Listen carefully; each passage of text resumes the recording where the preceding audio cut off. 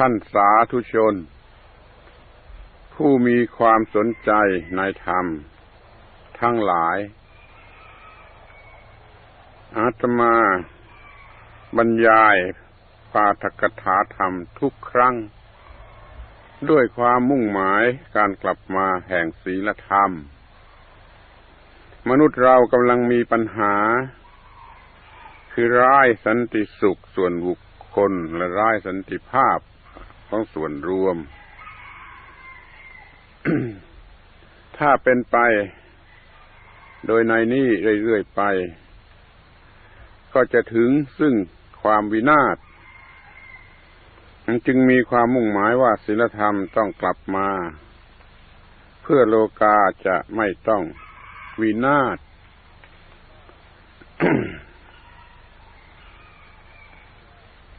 ศีลธรรมต้องกลับมาโลกาจึงจะไม่วินาศครั้งที่แล้วมาพูดถึงเรื่องพระคุณของแม่ เพราะมองเห็นว่าแม่เป็นจุดตั้งต้นของศีลธรรม ถ้าแม่ได้ปฏิบัติหน้าที่ของแม่ถูกต้องแล้วมนุษย์ทุกคนจะมีศีลธรรม ถ้าแม่เป็นแม่ไม่ถูกต้องก็เป็นหวังไม่ได้ว่า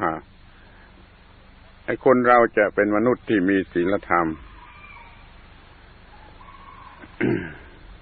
จึงได้พูดถึงเรื่องพระคุณของแม่โดยความหมายในชั้นปรมัตถ์ว่าปรมัตถวิจารณ์ว่าด้วยพระคุณของแม่วันนี้จะกล่าวโดยหัวข้อว่าถ้าจะให้มีผลแน่ต้องให้พระเจ้าเผด็จการข้อนี้รวมตลอดไปไม่ว่าเรื่องอะไรถ้าจะให้มีผลแน่ต้องให้พระเจ้าแท้เป็นผู้เผด็จการ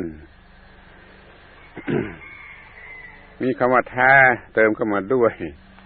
เพราะว่าพระเจ้าบางอย่างบางกรณีเป็นพระเจ้าที่ยังไม่แท้ คือลำเอียงได้เหมือนกับบุคคลพระเจ้าแท้ต้องแท้ไม่มีลักษณะลำเอียงอย่างบุคคลเราจะต้องให้พระเจ้าแท้เป็นผู้เผด็จการ พระเจ้าแท้นี่มีปัญหาเพราะว่าต่างคนต่างมีพระเจ้าของตนยืนยันเป็นพระเจ้าแท้ใครๆจะมาแตะต้องพระเจ้าของเราไม่ได้นี่มันเกิดปัญหาที่ว่าจะเอาพระเจ้าแท้มาจากไหน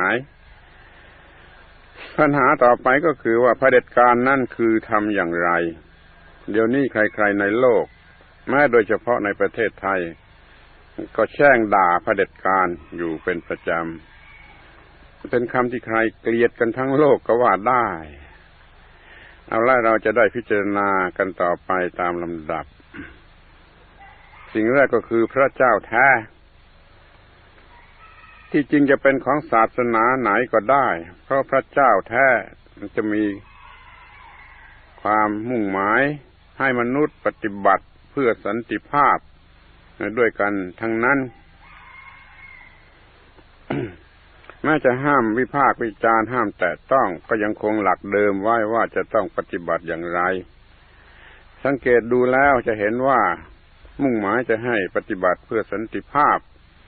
ของโลกด้วยกันทั้งนั้นสำหรับพุทธบริษัทเรา มีพระเจ้าแท้อยู่ที่พระธรรมที่เรียกว่ากฎของอิทัปปัจจตาสูงสุดอยู่เหนือสิ่งทุกสิ่งสิงสถิตอยู่ในทุกๆประมาณูที่ประกอบกันขึ้นเป็นสิ่งที่มีชีวิตแม่พระคุณของแม่ ก็อยู่ในฐานะที่เป็นพระเจ้าแท้จะต้องเชื่อฟังกันให้ถึงที่สุดคำว่าอิทัปปัจจตา เป็นคำที่ค่อนข้างใหม่ยังไม่ค่อยเข้าใจ กันมากนัก ขอบอกกล่าวโดยสรุปว่าได้แก่กฎของธรรมชาติกฎอันเฉียบขาดของธรรมชาตินี่ว่าสิ่งนี้มีสิ่งนี้ก็จะต้องมีสิ่งนี้เกิดสิ่งนี้จะต้องเกิดสิ่งนี้ดับสิ่งนี้จะต้องดับเป็นกฎวิทยาศาสตร์แห่งวิทยาศาสตร์ทั้งหลายควบคุมอยู่ในทุกๆปรมาณูของสิ่งที่ประกอบกันขึ้นเป็นโลกดังนั้นทุกสิ่งในโลกจึงเป็นไปตามกฎแห่งเหตุและปัจจัย โดยเฉพาะอย่างยิ่ง การเกิดปัญหาก็เกิดตามกฎอิทัปปัจจตาการดับปัญหาก็ดับไปตามกฎแห่งอิทัปปัจจตาเป็นกฎของธรรมชาติสูงสุดที่พระพุทธเจ้าทรงค้นพบทรงนำมาสอนแนะให้ปฏิบัติและพระองค์ก็ทรงเคารพกฎอันนี้ในฐานะเป็นสิ่งสูงสุดและว่าเป็นเช่นเดียวกับพระพุทธเจ้าทุกๆพระองค์ซึ่งล้วนแต่เคารพกฎของธรรมชาติอันนี้มันเป็นกฎที่ทุกคนจะต้องรู้และจะต้องประพฤติต่อให้ถูกต้อง มิฉะนั้นจะเกิดความผิดพลาดคือไม่ได้ผลสมตามความมุ่งหมายและยังจะได้ผลตรงกันข้ามจากความมุ่งหมายคือความพินาศนั่นเองพ่อแม่จะต้องรู้จักใช้กฎอันนี้ต่อลูกครูบาอาจารย์จะต้องรู้จักใช้กฎอันนี้ต่อศิษย์ผู้บังคับบัญชาจะต้องรู้จักใช้กฎอันนี้ต่อผู้ที่อยู่ใต้บังคับบัญชา ถ้าไม่อย่างนั้นแล้วจะเกิดผลอันไม่พึงปรารถนาที่แล้วมา ผู้ที่มีหน้าที่บังคับบัญชาได้เคยใช้เพราะว่าต้องใช้ถ้าไม่ใช้กฎแห่งอิทัปปัจจตาอย่างถูกต้องผลก็จะไม่เกิดขึ้น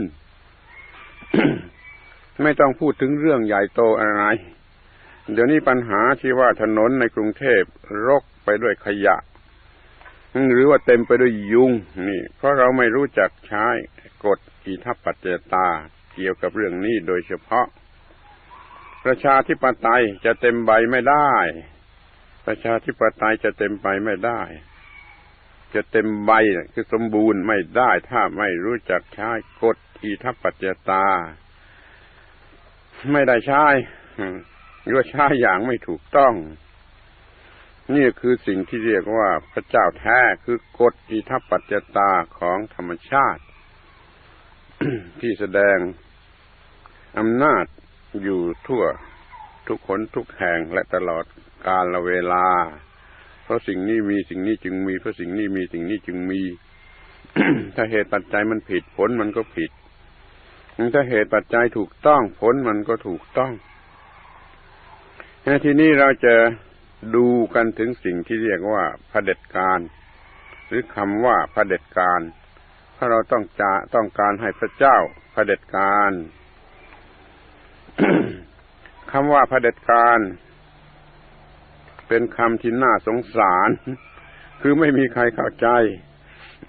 ไม่มีคำว่าเผด็จการที่ถูกต้องมีแต่คำว่าเผด็จการที่ตื่นตูมเพราะหวาดกลัวถึงขนาดที่เรียกว่าขึ้นสมอง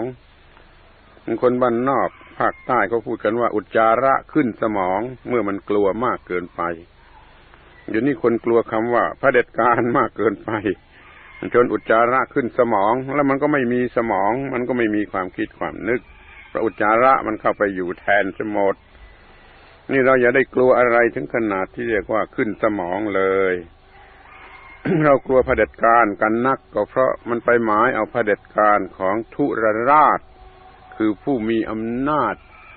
ที่เต็มไปด้วยกิเลส เป็นการใช้กิเลสบังคับสิ่งต่างๆให้เป็นไปคำว่าเผด็จกา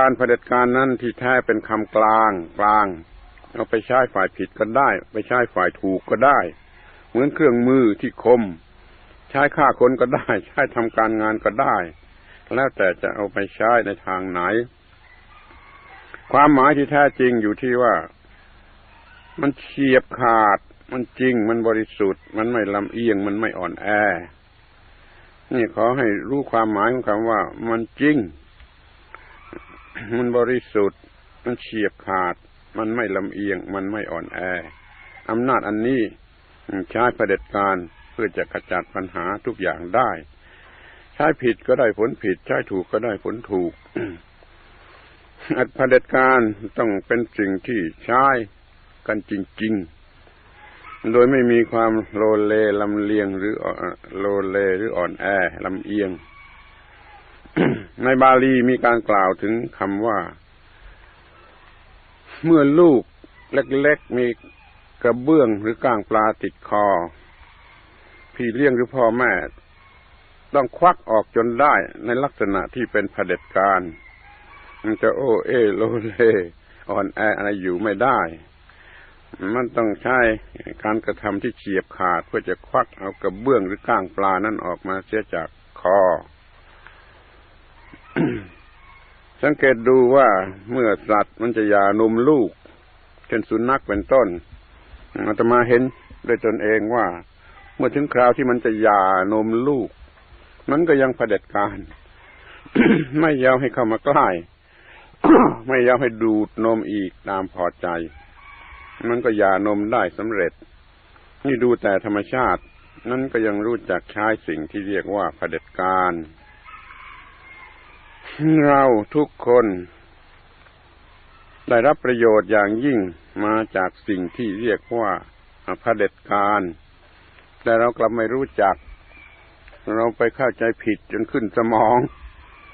แล้วกลัวเผด็จการซึ่งที่แท้นั่นมันเป็นเผด็จการของทุรราชของกิเลสของพยามารถ้าเผด็จการที่ถูกต้องเป็นเผด็จการของบิดามารดาครูบาอาจารย์มันก็มีผลดีและเราก็ได้รอดตัวกันมาทุกวันนี้แหละทุกคนเพราะการเผด็จการของมารดาโดยเฉพาะเมื่อยังเล็กๆที่ไม่ยอมให้ทำอะไร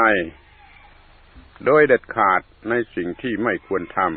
ำต่อมาเราก็มีบิดามีพ่อแม่มีแล้วก็มีครูบาอาจารย์เป็นผู้เผด็จการ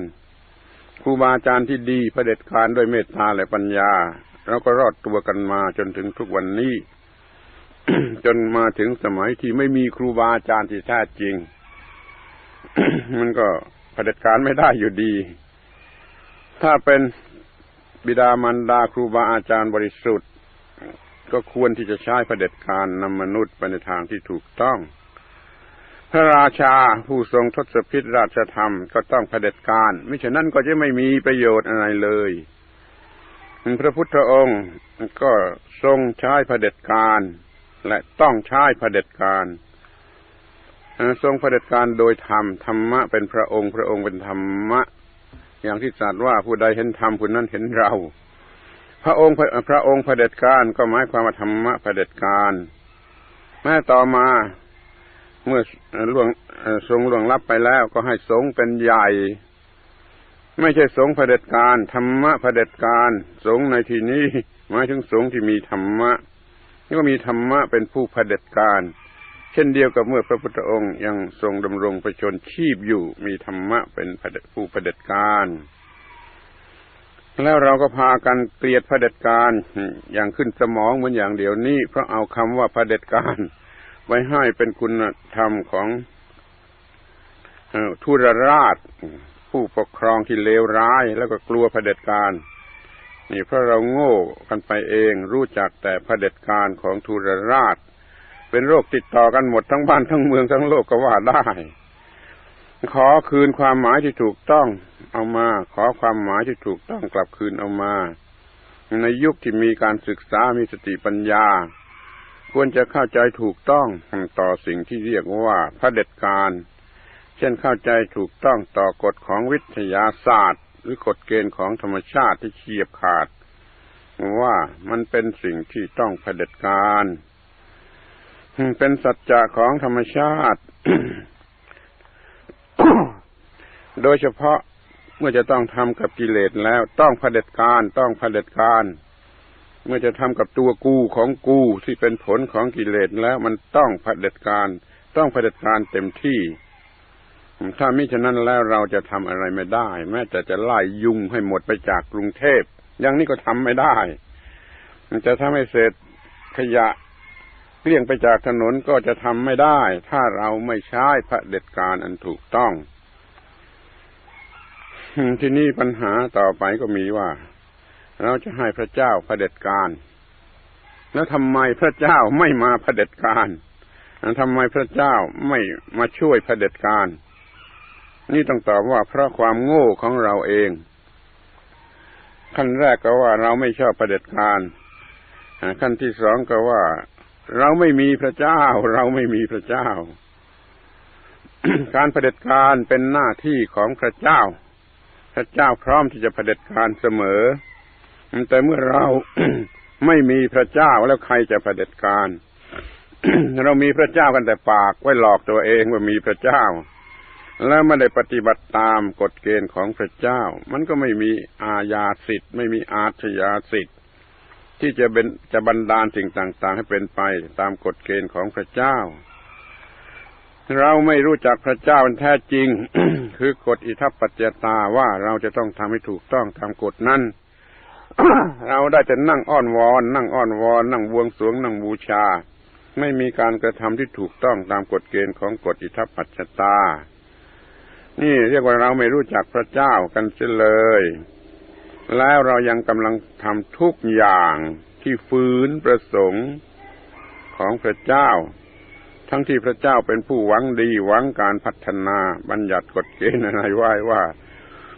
จะพัฒนาจะเจริญต้องทำอย่างไรจะเสื่อมจะวินาศจะต้องทำอย่างไร เดี๋ยวนี้เราไม่ทำตามประสงค์ของพระเจ้าเราไม่บูชาการทำหน้าที่ของมนุษย์เราไม่รักการทำการงานไม่บูชาการทำการงานแล้วเราก็ไม่รักเพื่อนมนุษย์ด้วย เพียงสองประการเท่านี้ก็เป็นความชิบหายของมนุษย์แล้วไม่รักการงานไม่ทำหน้าที่การงาน มันก็ต้องตาย สัตว์หรือคนก็ตามไม่ทำหน้าที่มันก็ต้องตายไม่มีอะไรจะเลี้ยงชีวิตอยู่ด้วยความยากจนก็เพราะไม่ทำหน้าที่ของมนุษย์อย่างขยันขันแข็งหรืออยู่ได้ด้วยความเห็นแก่ตัวมันก็ไม่รักผู้อื่นมันก็คอยจ้องที่จะแย่งชิงขโมย ประโยชน์ของบุคคลอื่นมันก็อยู่กันอย่างไม่มีสันติภาพนี่เราไม่บูชาการทำหน้าที่นี่อย่างหนึ่งและเราไม่รู้จักรักเพื่อนมนุษย์เลยนี่อย่างหนึ่งสองอย่างนี้เป็นการฝืนความประสงค์ของพระเจ้าคือกฎอิทัปปัจจตาหรือแล้วแต่ใครจะเรียกว่าอะไรอาตมาถือเป็นหลักเสมอไปว่ากฎอิทัปปัจจตาเป็นพระเจ้ามีความเฉียบขาดว่าถ้าทำอย่างนี้ผลอย่างนี้จะเกิดขึ้นถ้าทำอย่างนี้ผลอย่างนี้จะเกิดขึ้นเป็นกฎตายตัวอยู่ในสัจจะของธรรมชาติอันนั้นที่นี่เราก็มาพูดกันถึงการที่จะแก้ปัญหาเราจงมีพระเจ้าเป็นผู้เผด็จการกันเถิดมีพระเจ้าที่แท้จริงในลักษณะที่กล่าวมาแล้วให้พระเจ้าเป็นผู้เผด็จการในความหมายที่ถูกต้องของคำนั้นเรามีพระเจ้าแท้จริงมีพระเจ้าสูงสุดอย่างใจจริงไม่หลอกลวงตัวเองไม่หลอกลวงใครให้พระเจ้านั้นเป็นผู้เผด็จการในชั้นแรกสุดชั้นต่ำสุด ชั้นอนุบาลต้องให้แม่เป็นผู้เผด็จการมารดาที่มีคุณสมบัติของความเป็นมารดานั้นมีปัญญาและมีเมตตาเหมือนกับพวกครูบาอาจารย์ทั้งหลาย ครูบาอาจารย์ทั้งหลายต้องมีปัญญามีเมตตาอยู่ในใจแม่คือครูคนแรกเมื่อทารกลืมตาขึ้นมาในโลกแม่เป็นครูคนแรกมันต้องให้แม่เผด็จการต้องจัดการให้ถูกต้องไปตามกฎเกณฑ์ของอิทัปปัจจตาให้ลูกมันเจริญขึ้นมาอย่าให้มีความเสื่อมเลยถัดจากแม่ก็ครูบาอาจารย์ที่เป็นครูบาอาจารย์แท้จริงมีเมตตามีปัญญาเผด็จการเดี๋ยวนี้เราไม่ได้อบรมครูในลักษณะผู้มีปัญญามีเมตตา นำดวงวิญญาณของชาวโลกไป เราอบรมครูเพียงให้รู้จักสอนหนังสือให้สอนวิชาชีพให้เก่งทางเทคโนโลยีเพื่อจะส่งเสริมเศรษฐกิจและการเมืองเป็นต้นแต่อย่างเดียวไม่มีคุณธรรมสำหรับมนุษย์ที่จะรักผู้อื่นหรือว่าที่จะดำรงตนอยู่ในกฎเกณฑ์ของอิทัปปัจจตาอย่างแน่นแฟ้น เราจะต้องปลูกฝังครูบาอาจารย์ชนิดนี้ขึ้นมาในโลก เป็นผู้เผด็จการเด็กในรุ่นที่เป็นเด็กต่อจากรุ่นอนุบาลที่นี่ก็มาต่อจากครูบาอาจารย์ก็มาถึงผู้บังคับบัญชาทุกคนต้องมีผู้บังคับบัญชาตามลำดับชั้นตามหน้าที่การงานของตนมีผู้บังคับบัญชาที่ประกอบไปด้วยธรรมะมีธรรมะของผู้บังคับบัญชาเป็นผู้เผด็จการ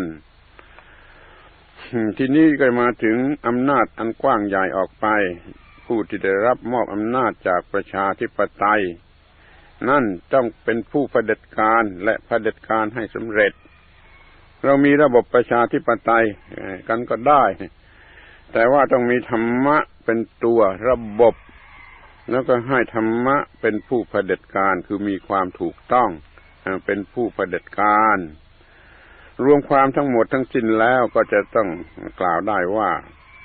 ผู้รับมอบอำนาจจากพระเจ้านั่นแหละเป็นผู้เผด็จการ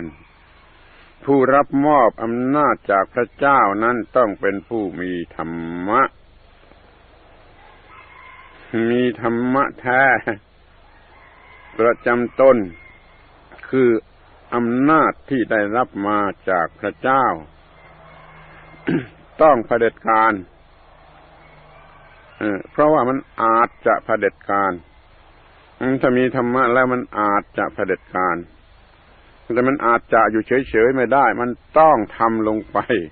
คือต้องมีการกระทำที่เป็นการเผด็จการด้วยอำนาจของธรรมะที่ได้รับมอบมาจากพระเจ้าคือกฎของอิทัปปัจจตาท่านทั้งหลายจะเห็นได้ว่าทั้งหมดนี้ต้องเป็นไปโดยกฎของอิทัปปัจจตาอย่างถูกต้อง อย่าลืมว่ากฎอิทัปปัจจตามีได้ทั้งสองฝ่ายพินาศทำไปมันก็วินาศฝ่ายเจริญทำไปมันก็เจริญคำว่าถูกต้องในที่นี้หมายถูกต้องแก่ความเจริญของมนุษย์เรา ให้บุคคลได้รับสันติสุขให้สังคมได้รับสันติภาพกฎอิทัปปัจจตาจะช่วยได้แล้วแต่ว่าจะต้องการอะไร ถ้าต้องการวินาศก็ทำไปในลักษณะที่ให้มันวินาศให้อบายมุขเต็มบ้านเต็มเมืองให้คอร์รัปชันเต็มบ้านเต็มเมืองให้กิเลสเป็นผู้เผด็จการแล้วก็ได้ทุรราชมาเผด็จการนั่นแหละมันจะได้ผลอย่างไรก็ลองคิดดูเองทีนี้ถ้าเราไม่ให้ธรรมะเผด็จการไม่ให้พระเจ้าเผด็จการแล้วอะไรจะเผด็จการมันก็คือกิเลสหรือซาตานหรือพยามารจะมาเป็นผู้เผด็จการมันจะมาของมันเอง พอว่างจากอำนาจของธรรมะอาธรรมก็เข้ามาเผด็จการเข้ามาครองหน้าที่ความถูกต้องออกไปความไม่ถูกต้องก็เข้ามาแทนที่ เพราะว่ามนุษย์มันอยู่ด้วยจิตใจที่มีความต้องการอย่างใดอย่างหนึ่งอยู่เสมอ ถ้าความต้องการถูกต้องก็ทำไปอย่างถูกต้องถ้าความต้องการมันผิดพลาดมันก็ต้องทำไปอย่างผิดพลาดทำไปอย่างตามอำนาจของกิเลสหรือของซาตานหรือของพยามารแล้วแต่ใครจะเรียกว่าอย่างไรนั่นแหละคือเผด็จการของทุรราชที่เรากลัวกันนักจนกลัวคำว่าเผด็จการเตลิดเปิดเปิงไปไม่อยากจะได้ยินได้ฟังคำว่าเผด็จการทั้งที่ได้รับประโยชน์จากเผด็จการมาตั้งแต่อ้อนแต่ออกตั้งแต่เกิดจากท้องของมารดาได้รับประโยชน์จากเผด็จการจนเป็นเนื้อเป็นตัวมาแล้วก็กลายเป็นสัตว์เนรคุณไม่รู้จักบุญคุณของคำว่าเผด็จการ ที่พ่อแม่ครูบาอาจารย์เคยให้มาตั้งแต่อ้อนแต่ออก เป็นผู้มีความเข้าใจถูกต้องเลิกกลัวคำว่าเผด็จการจนขึ้นสมองกันเสียทีเถิดเอาเผด็จการนั่นแหละมาใช้ให้เป็นโอกาสของพระธรรมของพระเจ้าหรือของธรรมชาติฝ่ายสูงที่จะมาเผด็จการมนุษย์เราหรือโลกเราให้เป็นไปในทางแห่งความถูกต้องถ้าเราไม่ทำอย่างนี้กิเลสก็จะมาเผด็จการตัวกูของกูก็จะเกิดขึ้นมาชนิดที่เป็นทุรราชแล้วก็มาเผด็จการเราก็จะไม่ได้รับประโยชน์อะไรจากความเป็นมนุษย์ของเรานอกจากความทนทรมานอย่างเดียวอาตมาจึงขอยืนยันอยู่ตลอดเวลาว่าถ้าจะให้มีผลแน่ๆต้องให้พระเจ้าเผด็จการถ้าจะให้มีผลแน่ๆต้องให้พระเจ้าเผด็จการ และต้องเป็นพระเจ้าแท้คือกฎของธรรมะหรืออิทัปปัจจตาแล้วก็ให้เผด็จการโดยแท้จริงตามกฎเกณฑ์อันนั้นเราจึงจะอยู่กันอย่างผาสุกโดยบุคคลและโดยส่วนรวมมิฉะนั้นแล้วอย่าไปนึกถึงความเจริญก้าวหน้ารุ่งเรืองอะไรเลยแม้แต่จะไล่ยุงให้หมดไปจากกรุงเทพก็ทำไม่ได้เพราะไม่รู้จักความหมายของคำว่าเผด็จการโดยธรรมเผด็จการโดยธรรมเผด็จการโดยธรรมเผด็จการโดยธรรมโปรดอย่าบิดผันไปเป็นอย่างอื่นเสียอาตมายืนยันว่าเผด็จการโดยธรรมคือธรรมะเป็นผู้เผด็จการพระพุทธเจ้ายังทรงพระชนชีพอยู่ท่านเคยธรรมะเผด็จการปรินิพพานแล้วก็ยังทรงกำหนดไว้ว่าธรรมะเป็นผู้เผด็จการ ธรรมะจะเผด็จการได้อย่างไรมันก็เผด็จการโดยผู้ที่มีธรรมะเขามีธรรมะอยู่ในตนธรรมะนั่นเป็นผู้เผด็จการธรรมะ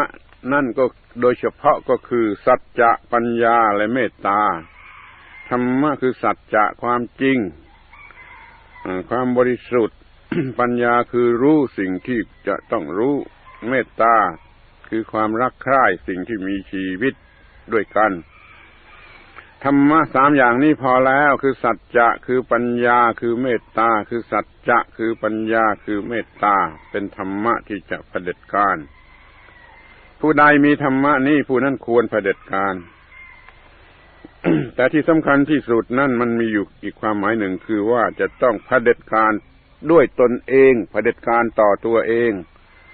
กิเลสที่เป็นตัวกูของกูจะต้องถูกเผด็จการให้หมดไปแล้วก็ต้องเผด็จการด้วยธรรมะอย่างเดียวกันคือให้ตัวเองมีธรรมะมีสัจจะมีปัญญามีเมตตาแล้วก็เผด็จการตัวเอง คือชำระให้สะอาดให้เกลี้ยงเกลาไปจากสิ่งเลวร้ายหรือกิเลสทั้งปวงเรื่องมันมาจบลงที่ว่าตัวเองจะต้องเผด็จการต่อตัวเองเพราะว่าใครจะมาทำให้ได้ พระเจ้าจะต้องเป็นตัวธรรมะที่มาอยู่ในเราแล้วเราก็เผด็จการต่อตัวเรานี่เรียกว่าพระเจ้ามาเผด็จการพระเจ้ามาในรูปของธรรมะแล้วธรรมะก็เป็นผู้เผด็จการซักฟอกนิสัยสันดานให้เลิกละจากความเป็นคนเลวร้ายมาเป็นคนที่บริสุทธิ์ถูกต้องตามความหมายของคำว่ามนุษย์หวังว่าท่านทั้งหลายท่านผู้ฟังทั้งหลายจะได้นำไปคิดไปนึกให้เป็นอย่างดีว่าถ้าจะมีผลแน่ๆต้องให้พระเจ้าเผด็จการคือธรรมะเผด็จการผู้มีธรรมะเป็นผู้เผด็จการตัวเองที่มีธรรมะเป็นผู้เผด็จการแล้วจงมีความผาสุกทุกทิพาราตรีการทุกๆคนเทอญ